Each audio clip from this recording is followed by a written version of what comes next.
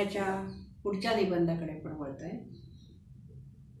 गेल्या अनेक दिवसांमध्ये ज्या गोष्टी समजून घेतल्या त्यातल्या अत्यंत महत्त्वाची गोष्ट अशी होती की आपल्याला गीतेकडून आपली काय अपेक्षा आहे. दुसरी गोष्ट होती की गीता जी सांगितली तो भगवान कृष्ण हा देवात्मा गुरुच्या स्वरूपामध्ये उभा आहे. आणि तिसरी गोष्ट अशी होती की अर्जुन हा जीवात्मा मनुष्य हा शिष्याच्या रूपामध्ये आपल्यासमोर आहे. या 3 गोष्टीनंतर आता आपण ज्या चौथ्या निबंधाकडे वळतोय त्या निबंधाचं शीर्षक आहे शिकवणुकीचं सार. म्हणजे गीतेच्या शिकवणुकीचं सार काय आहे, नेमकं गीता काय सांगते, हे या ठिकाणी आपण थोडासा त्याच्यावर विचार करणार आहे. आणि हा जो विचार आहे हा विचार श्री अरविंदांनी याच्यासाठी आधी दिलेला आहे की ज्यामुळे पुढच्या सगळ्या गोष्टींमध्ये आपल्याला सोपं जावं समजायला की आपल्याला नेमकं काय समजून घ्यायचं. गीतेचं सारभूत तत्व किंवा तिचा मध्यवर्ती गाभा, ज्याला मध्यवर्ती कल्पना म्हणूया आपण, सेंट्रल आयडिया, हा जो भाग आहे हा का आधी समजून घ्यायचा. श्री अरविंदांचं असं म्हणणं आहे की हा मध्यवर्ती गाभा समजून घेणं आपल्याला अशासाठी आवश्यक आहे की गीतेची विचार संपदा प्रचंड व्यापक आहे, विस्तृत आहे, खूप जास्त पसार आहे, त्याचा व्यापकता आहे, खूप जास्त आहे. आणि हा सगळा जो भाग आहे हा समजून घेण्यासाठी त्या विचाराची जी विविध अंग आहेत, गीता जी सांगितली गेलेली आहे त्या गीता सांगितल्यानंतर महत्त्वाचा त्यातला हा विचार आहे सर्वात श्री अरविंदांच्या दृष्टीने की गीतेच्या विचारांना अनेक अंग आहेत, अनेक आयाम आहेत, विविध अंगांनी गीता आपल्याला समजू शकते. आणि आध्यात्मिक जीवनाच्या विविध अंगांचा समावेश गीतेमध्ये, जी सुरुवातीला आपण बघितलं की जगातल्या इतक्या सगळ्या ग्रंथांपैकी ज्याच्यावर सर्वात जास्त भाषा लिहिली गेली तो ग्रंथ गीता आहे. याचं कारणच असं आहे की त्याला इतके आयाम आहेत, इतकी त्याच्यामध्ये अध्यात्माची विविध अंग आलेले आणि इतक्या विविध गोष्टी त्याच्यामध्ये अनेक गोष्टी समाविष्ट झालेल्या आहेत की ते सगळं समजणं याच्यासाठी ही सगळी व्यापक जी गीता आहे त्यातला मुख्य भाग गाभा जो आहे, सार तत्व जे आहे ते आपल्याला, सारभूत तत्व जे आहे ते आपल्याला समजून घेणं आवश्यक. या सगळ्या विविध अंगांचा समावेश गीतेमध्ये असल्यामुळे एक महत्त्वाची गोष्ट त्याच्यामध्ये अशी झालेली आहे की इतर ग्रंथांपेक्षा यातली शिकवण, गीतेतली शिकवण हा खूप वेगळा विचार आहे. जे अनेक ग्रंथ आहेत जे वाचतो आपण, ज्याच्यावरनं विद्वज्जन अभ्यास करतात, त्या अनेक ग्रंथांपैकी गीता हा असा ग्रंथ आहे की त्याच्यातली शिकवण ही पक्षपाती बुद्धी विकृत करू शकते, पक्षपाती बुद्धी विकृत करू शकते. हे 3-4 शब्द खूप महत्वाचे आहेत. ज्याची बुद्धी पक्षपाती आहे, कुठल्या तरी एका बाजूने त्याला ज्याला मांडायचं आहे, ते विकृत करणं, ती बुद्धी विकृत करणं आणि माझ्याच बद्दल गीता कसं सांगते आहे हे सांगणं या गीतेच्या आधाराने शक्य आहे. त्यामुळे आपण बघितलेलं आहे की जेवढे उपासना पंथ आहेत, जेवढ्या कुठल्या तत्वज्ञ आहेत, विचारवंत आहेत, ते सगळेजण अनेकदा, अगदी सुरुवातीला आपण हे बघितलं होतं की स्वतःच्या तत्वज्ञानाला किंवा स्वतःच्या विचाराला, स्वतःला त्यांना जे काय मांडायचं आहे त्या मांडणीला गीतेचा पुरावा देतात की आमचं म्हणणं योग्य आहे अशासाठी मी गीतेत पण सांगितलेलं आहे. आणि ह्याला श्री अरविंदांनी विकृती म्हटलंय. विकृती म्हणजे चुकीच्या अर्थाने घ्यायचं नाही. विकृती याचा अर्थ परिवर्तन, बदल. हा जो बदल सहज करणं शक्य आहे लोकांना, याचं कारण असं की ते विविध अंग, म्हणजे कुठल्याही भागाने बघितलं तरी गीता ती आपल्याला आपल्याच विचारांसारखी दिसते. आपण नेहमी समग्रतेचं उदाहरण देत असताना एक हत्ती आणि 5 आंधळे यांचं उदाहरण देतो की 5 ज्यांनी जन्मांध आहेत, ज्यांनी हत्ती हा प्राणी कधी बघितलेलाच नाही, त्याला हत्तीच्या आसपास 4-5 लोकांना नेऊन उभं केलं आणि हत्ती कसं आहे सांगा असं म्हटलं तर ते जेव्हा स्पर्श करून सांगतात तेव्हा ज्याचा स्पर्श पायाला होतो तो सांगतो खांबासारखा आहे, शेपटीला होतो तो सांगतो दोरीसारखा आहे. कानाला होतो सांगतो सुपासारखा, हे अशा तऱ्हेची जी वर्णन असतात तर त्यांच्या दृष्टीने ते परिपूर्णच आहे. बरोबर आहे ना, कारण की जे अंग त्यांना दिसलं त्याच्या दृष्टीने त्यांनी त्या पूर्ण हत्तीचं वर्णन. असं गीतेत काय झालेलं आहे की गीतेमध्ये आपल्याला अनुकूल अशी इतकी अंग आहेत की पटकन असं वाटतं की हे तर आपल्याला माहिती आहे, आणि मग गीता बरोबर हे सांगते, आणि मग तेवढं पकडून आपण त्याच्या अनुषंगाने आपली मांडणी करायला लागतो, आणि मग बाकीचा जो सगळा भोवतालचा भाग आहे तो आपण विसरतो.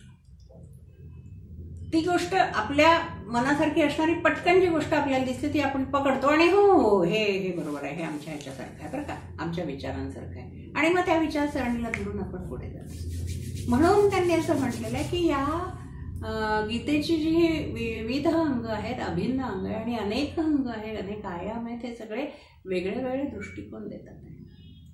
मला एक असं सहज इथे एक उदाहरण द्यावं असं वाटलं की जेव्हा रंगमंचावर एखादं नृत्य सुरू असतं, नाट्य सुरू असतं किंवा नृत्य म्हणूया आपण, की नृत्यामध्ये हा भाग जास्ती येतो, एखादं नृत्य सुरू असतं आणि त्या नृत्याच्या वेळेला वेगळ्या वेगळ्या ठिकाणी व्यक्ती आहेत हे दाखवायचं असतं. तर तो आभास निर्माण करण्याकरता जो प्रकाशित असलेला खाली असलेला दिवा असतो, प्रकाशित असलेला स्वच्छ प्रकाश देणारा, त्याच्यावर त्या रंगाचा कागद चढवला जातो, आणि त्या रंगाचा कागद त्याच्यावर चढवला गेला, ते चक्र असतं गोल तिथे ठेवलेलं, की त्याच्या बरोबर त्या प्रकाशासमोर त्या रंगाचा कागद आणला की त्या रंगाने तो मंच उजळून निघतो, किंवा म्हणूया की त्या रंगाचा होऊन जातो मंच. दुसरा रंग आणला दुसऱ्या रंगाचा होऊन जातो. आकाशात विहार करणारे लोक तसं दाखवायचं असलं तर लागलीच निळा फिका निळा रंग आणला की ते आकाशातले वाटायला लागतात, जंगलामध्ये म्हटलं की हिरवा रंग आणला की ते जंगलातले वाटायला लागतात, लाल रंग आणला की आणखी कुठले. अशा तऱ्हेने जो आभास निर्माण करत असतात वेगळा वेगळा, प्रकाश स्वच्छ असतो, त्याच्यावर लावलेला जो रंग आहे त्या रंगामध्ये सगळं काही रंगून जातं. तशासारखे गीता आहे, एक विशिष्ट असा स्वच्छ दृष्टिकोन गीतेने दिलेला आहे. आपण त्याच्यावर आपल्या रंगाचा कागद चढवला की त्याबरोबर त्या रंगाची गीता होऊन जाते. असं का होतं? श्री अरविंदांनी त्याचं विवेचन खूप छान केलेलं आहे. असं होण्याचं कारण काय की असं होण्याचं कारण मानवी मनाची एक घडण आहे. एखाद्या गोष्टीकडे बघण्यासाठी, एखाद्या गोष्टीचा विचार करण्याची, किंवा एखाद्या गोष्टीच्या साठी निष्कर्षापर्यंत पोहोचण्याची जी प्रक्रिया आहे त्या प्रक्रियेचा त्यांनी सूक्ष्मतेने विचार केला, अत्यंत सूक्ष्म आणि चांगला विचार केलेला आहे. तो विचार कसा आहे की मनुष्य कसा विचार करत जातो की आधी तर मनुष्याला त्याच्या आयुष्यात आत्तापर्यंतच्या ह्याच्यामध्ये त्यांनी विविध घटना बघितलेल्या असतात, विविध घटना घडत असतात आयुष्यात. त्या घटनांचे जे काही ठसे असतात ते त्याच्या मनावर उमटलेले असतात, त्याचे छाप मनावर उमटलेले असतात. अनेक शब्दांची साठवण त्याच्या मनामध्ये असतात, आणि त्या शब्दांचे अर्थ निश्चितपणे त्याच्या दृष्टीने नक्की बरोबर असलेले अर्थ त्याच्या मनामध्ये ठासलेले असतात. आणि त्या कारणामुळे त्यांनी जे काही आत्तापर्यंत ऐकलेलं आहे, वाचलेलं आहे, कोणाकडनं समजून घेतलेलं आहे, शिकलेलं आहे, त्या विचारांचा एक दृढपणा त्याच्या मनामध्ये, एक ज्याला पाया म्हणतो तो तयार होऊन गेलेला आहे. दृढ असा पक्का पाया तयार झाला, पुख्ता नीव म्हणतो आपण, तशी विचारांची दृढ अशी बांधणी तयार होऊन गेलेली असते त्याच्या मनामध्ये. याशिवाय त्याचं एक कल्पना विश्व असतं, त्याच्या कल्पनेचं एक विश्व असतं, आणि त्या कल्पनेप्रमाणे तो त्या प्रत्येक गोष्टीकडे बघत जातो, त्या कल्पनेच्या दृष्टीतून त्या प्रत्येक गोष्टीकडे बघत जातो, आणि मग त्याच्यातनं त्याच्या संकल्पना दृढ होत जातात. ज्या संकल्पना त्याच्यामध्ये ठसत जातात, दृढ होत जातात, पक्क्या होत जातात, नीट त्याला माहिती होत जातात. मग त्या संकल्पनांच्या बरोबर जशा दृढ होत जातात तशा या सगळ्या घटनांमुळे, शब्द, भाषा, अनुभव, या सगळ्या घटनांमुळे त्याच्या आवडीनिवडी निश्चित होत जातात. अमुक गोष्ट त्याला आवडते, अमुक गोष्ट नाही आवडत, अमुक गोष्ट रुचते, अमुक गोष्ट नाही पटत, अमुक गोष्ट पटते, अमुक गोष्ट नाही पटत. ह्या अशा सगळ्या गोष्टींनी त्याचं व्यक्तिमत्व तयार होत जातं. पटणारे विचार, रुचणारे रुची जी असते त्या रुचीला तो प्राधान्य देतो, आणि मग त्या सगळ्यावरनं तो निष्कर्ष काढतो. ज्या वेळेला एखादा ग्रंथ, एखादी व्यक्ती वाचेल, एखादा मनुष्य वाचेल, त्यावेळेला वाचत असताना आपल्याला पटलेले, आवडलेले विचार त्याच्यात असले की आपल्याला तो ग्रंथ आवडतो. हो हे बरोबर आहे बरं का, की हे मला आवडलंय. आपण दुसऱ्याला पण सांगतात त्याच्यातलं ते अमुक अमुक तत्व आहे, फार आवडलं मला हे. तर ते वाचून तेव्हा आवडली ना, आधीच आपली आवड निर्माण झालेली असते आणि त्या आवडीला पुष्टी देणारा जो भाग आहे तो त्याच्यामध्ये आलेला असतो, म्हणून आपल्याला तो ग्रंथ आवडायला लागतो. मग आपण निष्कर्ष काढतो, उत्तम आहे बरं का. उत्तम आहे हा निष्कर्ष कशावरनं काढतो? आपल्या मला आवडलाय, बेस्ट, एकदमच छान आहे असं आपण सांगतो. ह्या सगळ्या गोष्टींनी परिवर्तन होत होत त्या सगळ्या ह्याच्यात एवढ्याने आपलं समाधान, एवढ्या मनुष्य थांबत नाही, तर त्याला काहीतरी नवीन शोधण्याचा आनंद मिळतो. त्याच्या मनाच्या आवडीचे विचार, आवडीची तत्व जेव्हा दुसऱ्या ग्रंथामध्ये सापडतात तेव्हा त्याला असं वाटतं की मी हे काहीतरी नवीन शोधून काढलंय, माझ्या विचारांना अनुकूल हे सगळं आहे. त्या शोधाचा आनंद त्याला मिळतो. त्या शोधाच्या आनंदामध्ये आत्मतुष्टी मिळते, मनाचा एक संतोष मिळत जातो, त्याला समाधान मिळत जातं आणि मग त्याच्यामुळे सात्विक अहंकार पोचला जातो. अहंकार हा सात्विक असतो, असणं आवश्यक असतं काही काही वेळेला. तो हा सात्विक अहंभाव जो पोचला जातो आणि मग त्याच्यामुळे त्याचा जो सत्याचा शोध आहे तो मात्र एकांगी. त्याला वाटतं की मी म्हणतोय हे बरोबर आहे आणि या ह्याच्याप्रमाणे हे चाललेलं आहे, मी म्हटल्याप्रमाणेच याच्यात दिलेलं आहे, म्हणजे मग माझंच म्हणणं बरोबर आहे. आणि मग हा जो एकांगी विचार आहे, हा एकांगी विचार पोचला गेला की त्या ग्रंथाची बाकीची जी अंग आहेत, त्या ग्रंथात बाकी जे काय सांगितलं गेलं आहे, दुसऱ्या दृष्टिकोनातून कसं सांगितलं गेलं आहे, ह्या सगळ्याकडे पार दुर्लक्ष होतं.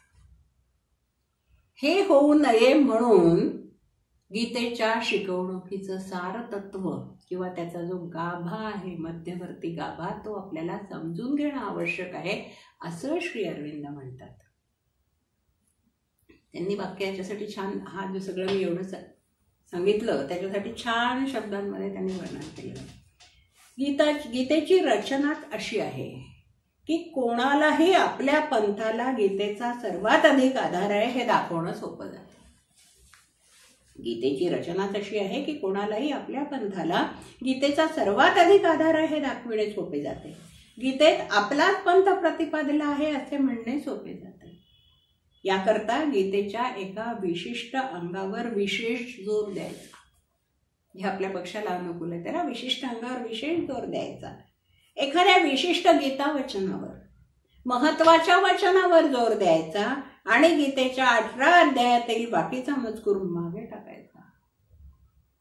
किंवा त्यात मुख्य शिकवण नसून त्या शिकवणीला उचलून धरणारी, सहाय्य करणारी दुय्यम शिकवण उरलेल्या भागामध्ये आहे असं म्हणायचं.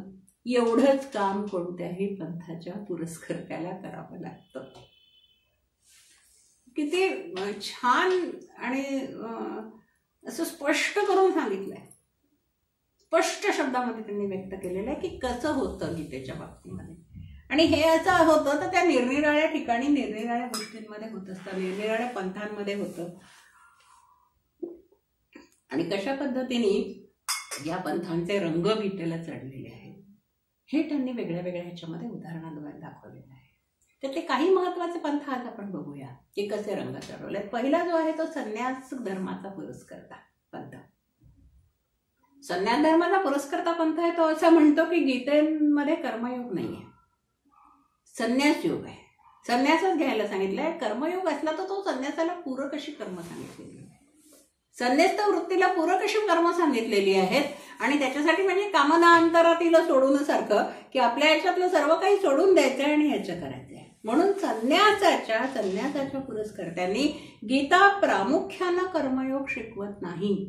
त्यांचं म्हणणं असं आहे की गीता प्रामुख्यानं कर्मयोग शिकवत नाही तर जीवनाचा आणि कर्माचा संन्यास साधायला उपकारक अशी साधना शिकवते.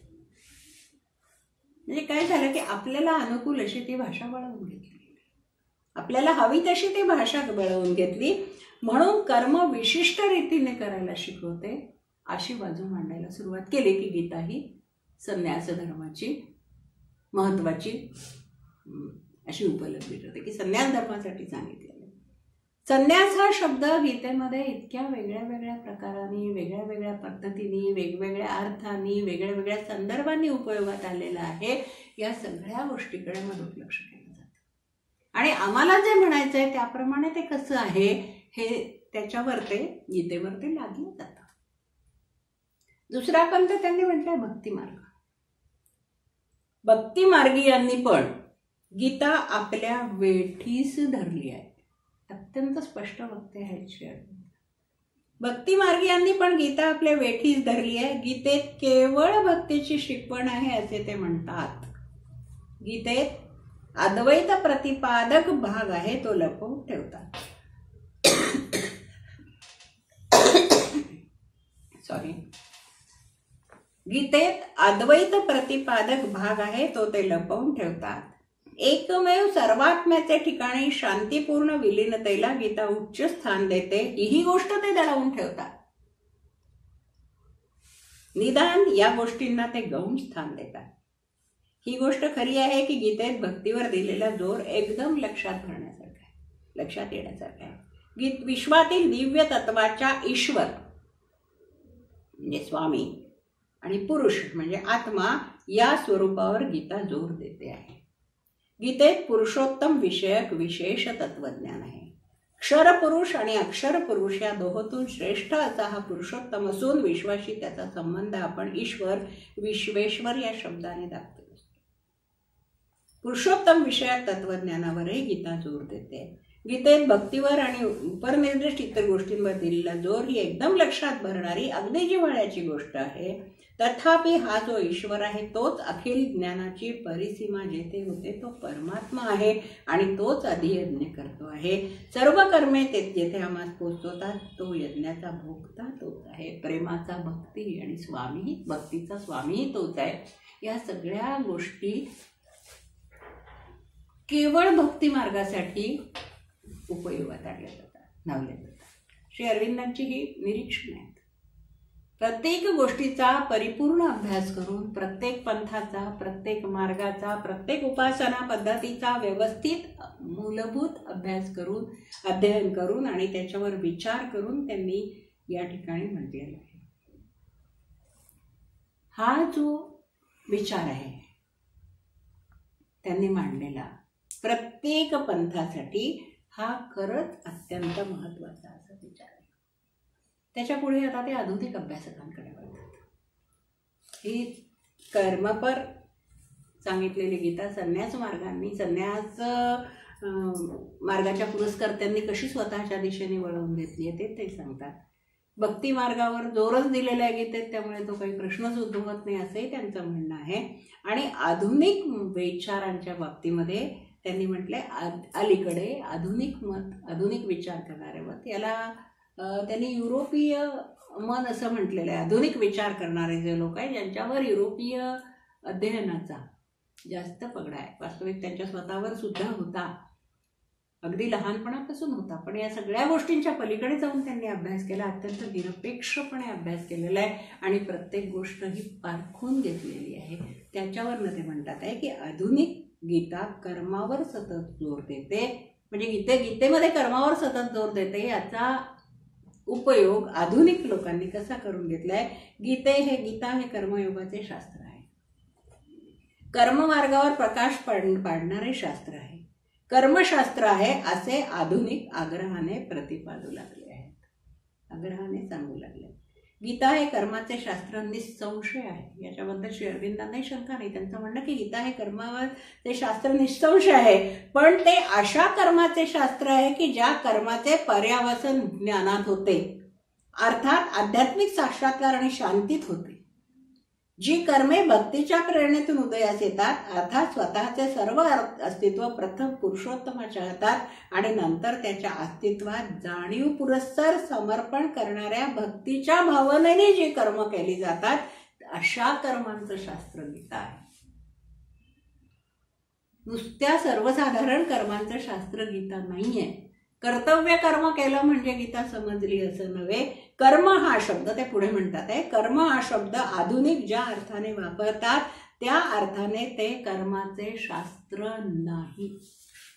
आज आपण कर्म हा शब्द ज्या अर्थाने वापरतो त्या अर्थाने ते कर्माचं शास्त्र नाही.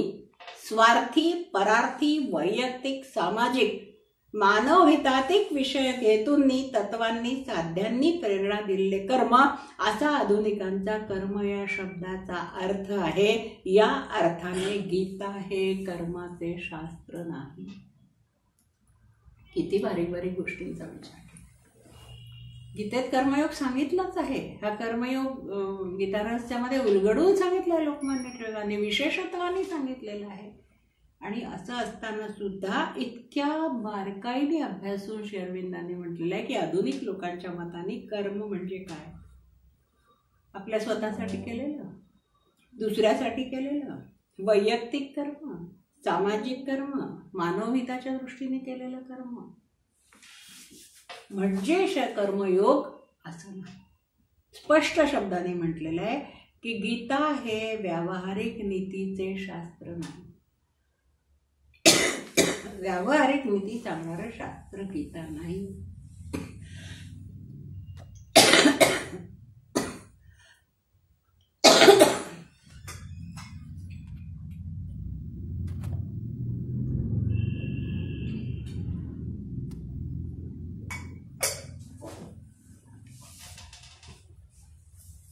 गीता हे व्यावहारिक नीतीचं शास्त्र नाही, ते आध्यात्मिक जीवनाचं शास्त्र आहे. आधुनिक मन याचा अर्थ आजकालच्या लोकांचा म्हणजे युरोपीय मन असा आहे. आधुनिक मन उच्चतम ग्रीक रोमन संस्कृतीतील तात्विक ध्येयवाद युरोपीय मनाने स्वीकारला होता. नंतर मध्ययुगात ख्रिस्तप्रणित भक्तिपंथ त्याने आत्मसात केला होता. हा भक्तिपंथ आणि तत्पूर्वीचा ग्रीक रोमन संस्कृतीपासून घेतलेला तात्विक ध्येयवाद हा जो आहे हा कर्म योगाशी संबंधित नाही. हे अत्यंत वेगळं आहे. हा कर्मयोग तो नाही. जो कर्मयोग गीतेनं सांगितलेला आहे तो कर्मयोग श्री अरविंदांनी सुरुवातीला म्हटल्याप्रमाणे ईश्वर प्रणित कर्माकडे नेणारा कर्मयोग आहे. कारण श्रीकृष्णाने गीतेमध्ये सांगत असताना दिव्य तो दिव्य मानव म्हणून उभा आहे. श्रीकृष्ण अर्जुनाला जेव्हा काही सांगतोय, उपदेश करतोय, तेव्हा तो दिव्य मानव म्हणून उभा आहे. सर्वसामान्य धर्मोपदेशक, सर्वसामान्य गुरु किंवा सर्वसामान्य शिक्षक, अध्यापक नाही. हे आधी लक्षात आपण घेतलंय. म्हणून पहिला निबंध, दुसरा जो निबंध आपण घेतला तो श्रीकृष्णाची योग्यता गुरु म्हणून काय आहे, तो भगवान कसा आहे हे पाहण्यासाठी तो भाग घेतलेला होता. तो नाही, तो असा बजावतोय. तो अर्जुनाला बजावून सांगतोय की तो त्या काळातला श्रेष्ठ पुरुष असून सामान्य लोकांसाठी प्रमाणभूत असा आचार व्यवहार त्यानं केला पाहिजे. स्वतःच्या उदाहरणानं घालून दिला पाहिजे. हे किती वेगळं आहे बघा. जो नेता आहे, जो प्रमुख आहे, ज्याच्याकडे आदर्श म्हणून पाहिलं जातं, त्यांनी त्या काळाचे आदर्श स्वतःच्या आचरणाने प्रस्थापित केले पाहिजे. त्या काळाचे आदर्श त्या नेत्यांनी स्वतःच्या आचरणाने प्रस्थापित केले पाहिजेत. त्या काळाच्या श्रेष्ठ आदर्शानुसार वागलं पाहिजे. रूढ संस्कृतीला धरून वागलं पाहिजे. सामान्य माणसांप्रमाणे बाह्य आचार विचारांचं पालन करत असताना सुद्धा त्या नियमांच्या पाठीमागची विचार प्रणाली, तत्व प्रणाली त्यांनी जाणून घेतली पाहिजे. सर्वसामान्य जीवनामध्ये जेव्हा आपण आचरण करत असतो, जेव्हा काही ज्या गोष्टी आपण दृढतेने आदर्श म्हणून वागण्यासाठी लोकांसमोर ठेवत असतो, त्यावेळी त्याच्या मागची विचार प्रणाली, त्याच्या मागची तत्व प्रणाली ही सगळी समजून घेतली पाहिजे. हे स्पष्टपणे श्री अरविंदांनी या ठिकाणी म्हटले. पुढे त्यांची वाक्य इतकी चांगली आहेत बघा.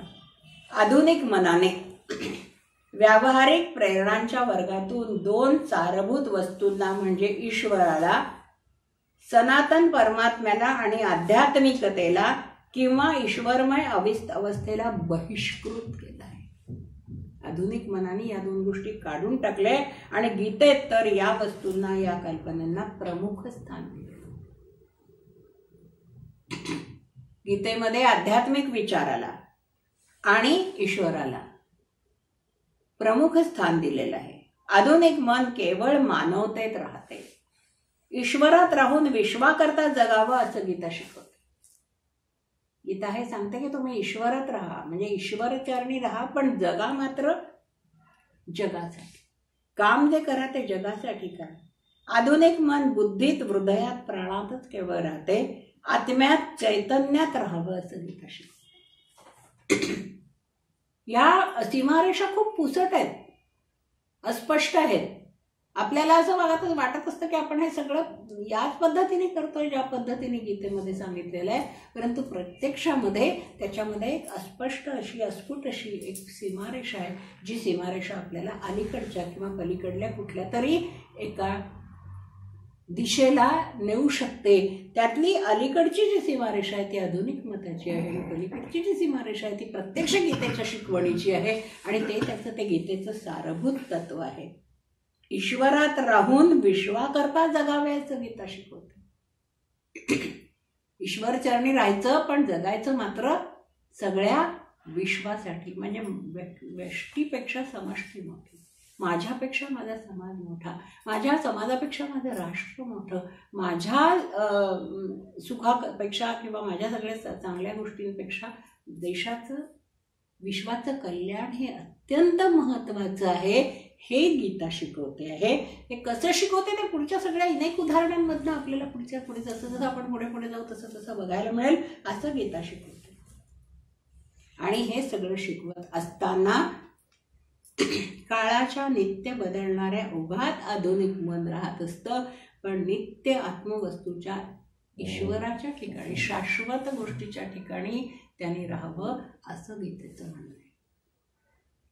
परिवर्तन हा जगाचा नियम आहे, आणि त्या नियमाप्रमाणे आधुनिक मन परिवर्तित होत असतं, आणि त्याच्यामध्ये उत्तम वागणुकीचा आदर्श हा जगापुढे ठेवायसाठी धडपडतही असतं आधुनिक मन.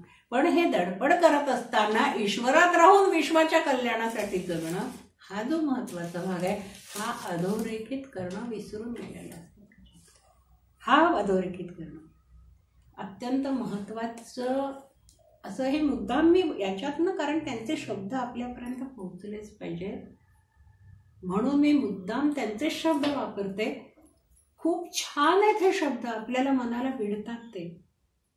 गीतेचा अर्थ आजच्या मनाच्या दृष्टीने लावणे, निस्वार्थ बुद्धीने कर्तव्य करण्यास गीता शिकवित आहे, व असे कर्तव्य करणे हाच सर्वश्रेष्ठ, सर्वथा पूर्ण असा धर्म आहे असे गीता शिकवित आहे असे म्हणणे, असा अर्थ गीतेवर लादणे हे चुकीचे आहे.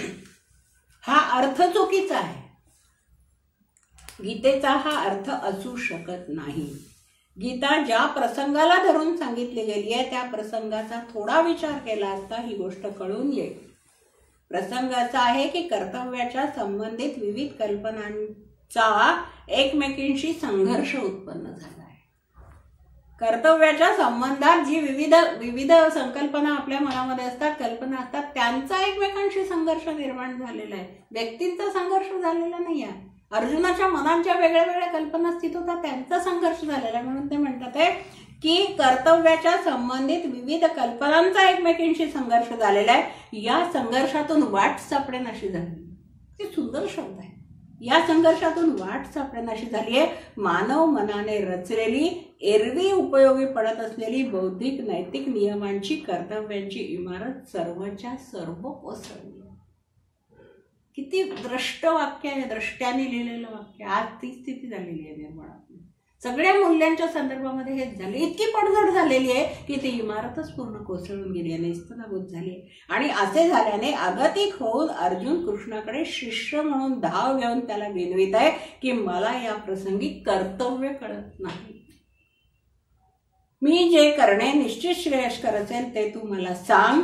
मानवी जीवनात कर्तव्यांचा संघर्ष या ना त्या प्रकारे अनेक वेळा उपस्थित होतो. कौटुंबिक कर्तव्य आणि एखाद्या मोठ्या ध्येयाच्या हाकेला ओ देण्याचं कर्तव्य हा संघर्ष कायम आहे. कुटुंबासाठी घरी थांबायचं की देशाच्या हाकेला ओ देऊन सीमेवर जाऊन लढायचं. सनातन पुरातन संघर्ष आहे हा, तर सर्वसामान्यपणे ह्या सगळ्या जीवनामध्ये आलेला संघर्ष आहे. आणि ह्या संघर्षातून बाहेर पडणारा मार्ग गीता देते आहे. म्हणून गीता ही नुसती प्रत्येक प्रश्नाचं उत्तर गीतेत आहे असं म्हणून समजणारी नाही. ते प्रश्न काय आहे, मुळात संघर्षाचं बीज कुठे आहे, तो संघर्ष कसा उलगडलेला आहे, कसा निर्माण झालाय, का निर्माण झालाय, हे वारंवार आपण पाहतोय.